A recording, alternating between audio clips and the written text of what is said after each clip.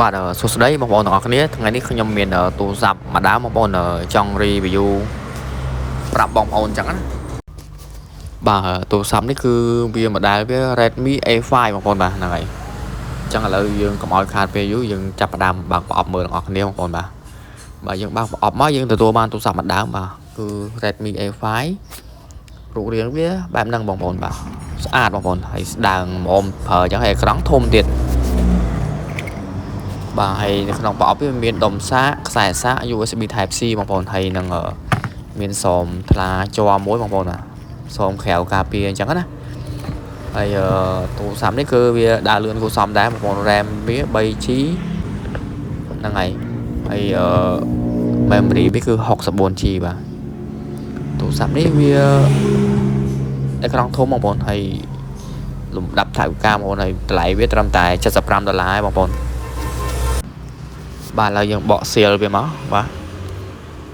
ហ្នឹងហើយយើងបើកទៅវាទូរស័ព្ទហ្នឹងកាលពីមុនមកតម្លៃវាតា$69បងប្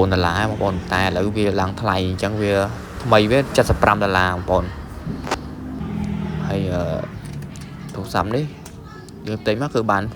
screen free មួយស្លាបឥឡូវខ្ញុំចាប់បានបិទលើអេក្រង់កុំឲ្យកូដដល់បងប្អូនវាល្មមប្រើបងប្អូនយើងមានកូនក្មេងឯងយើងទិញឲ្យកូនក្មេងរៀនកូនយើងរៀនឯងយើងទិញប្រើខ្លួនឯងហ្នឹងគឺវាដើរលឿនគួរសមដែរបងប្អូនវាអត់សូវតាក់ទេដោយសារវាមាន RAM ជំនួយ RAM វា3 memory RAM ជំនួយ 1G ទៀតវា 4G អញ្ចឹងដើរលឿនគួរសមអញ្ចឹងណាបងប្អូនហើយបើសិនជាបងប្អូនមានតម្រូវការចង់ទិញប្រើទូរស័ព្ទនេះវាកាន់ថ្មល្អបងប្អូនកាន់បានយូរបងប្អូនបាទហើយហ្នឹងហើយអញ្ចឹងខ្ញុំបើកមកបានចូលដល់កម្មវិធីនិយាយរួមកម្មវិធីវាខ្ញុំអូសទៅលើទៅក្រោមអូសដូចថាយើងតេស្តកម្មវិធីគឺវាដើរលឿនបងប្អូន smooth ទេបងប្អូនហើយក្រង់វាលឿនលឿនដែរបងប្អូនគួរសមនិយាយរួមយើងអាចប្រើបានបងប្អូនបាទហើយទូរស័ព្ទនេះមិនថ្លៃពេកក៏មិនថោកពេកដែរមកល្មមសំរុំយើងប្រើអញ្ចឹងណាបងប្អូន